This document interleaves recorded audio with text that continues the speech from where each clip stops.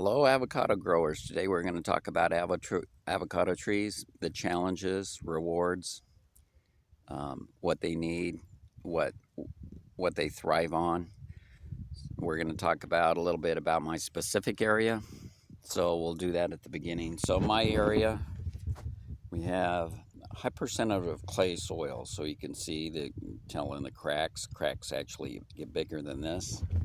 So this new row is not only on mounds, but the soil was actually brought in finer soil, higher percentage of sand in the soil, sand and silt.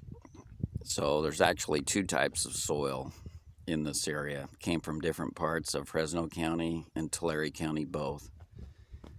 So another challenge I have for growing in my location is this foothill. So I'm kind of down in a flat valley surrounded by foothills. So this hill is probably my biggest culprit. So I don't know the elevation, but I'm guessing 1,500 feet. I don't know if it's 2,000, but it's probably, yeah, I would say roughly 1,500. So in the cold in the wintertime, that hill's close enough where I think I'm getting a little bit of cold effect. Cold sliding off the mountain. This is the north side of the mountain. So it's colder in the winter on the north side, and that cold air kind of slides down in this flat valley here. Not a help to me, but I've been able to deal with it thus far. Probably a warmer area would be actually about maybe 200 to 300 up on the side of that hill. Just enough where the cold air is rushing down past the trees and not hovering and lingering around the trees. So like I say, sometimes you're better on a little bit of a hill than in a flat area, depending on your location. Fresno County, of course, also deals with the heat. It's been a brutal summer this year. I've had my avocado trees actually slow down in growth, and sometimes it actually changes the leaf size a little bit. The leaf size struggle and tends to shrink, stay smaller. So let's go over these trees. So you can see how I planted them. They're up on a mound, and I do a little ditch pocket at the top to hold water a little bit better, especially when they're newly planted trees. Actually, ideally, this mound should be wider, so when the tree ages, it can support flat mulch sitting at the top. It's going to be more of a challenge to have a lot of mulch up top here. Keep the roots nice and healthy and happy. So this particular tree is right on the label. It's a gem on Uzi rootstock.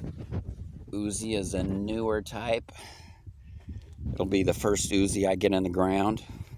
Uzi, I believe, originates in Israel. Here's another gem Uzi.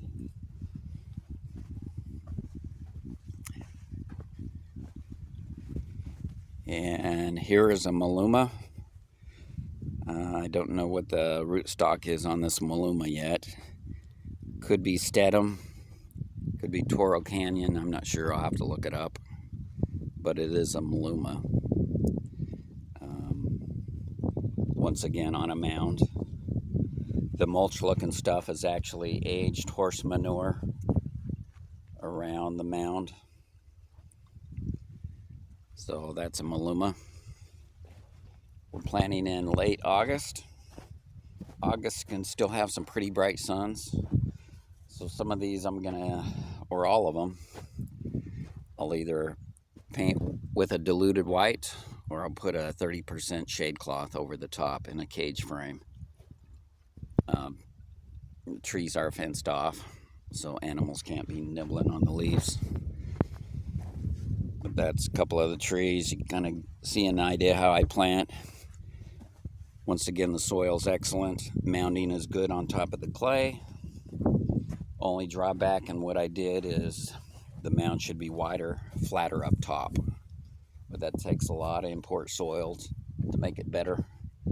I skimped a little bit on the mounds.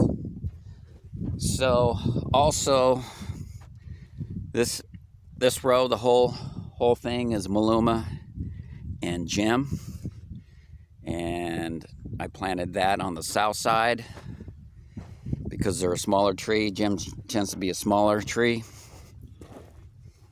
And on this side, mounds don't look real good yet. They need to be formed a little better. They're not finished out completely. But on this side will actually be Hass trees planted on this side. A much taller tree. They can get a lot bigger. They like to grow bigger, but I'll probably keep my Hass trees on the small side. So, like I say, they are planted on the north side of the gems. Theory is the gem should stay smaller, given plenty of sunlight to the Hass. And today we're going to be planting a lot of the Hass. I've got Hass on several type of rootstocks. With the gems, I probably got a total of about 5-6 different clonal rootstock. Nothing's grown on seed.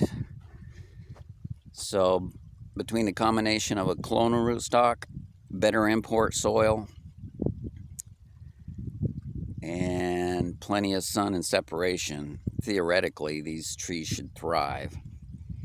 Avocado trees do not like to be overwatered, and when you have better soil, there's less room for error if you got better drainage. If you got like native clay, like here, go directly in the ground, you're asking for trouble. Your avocado trees will definitely not thrive.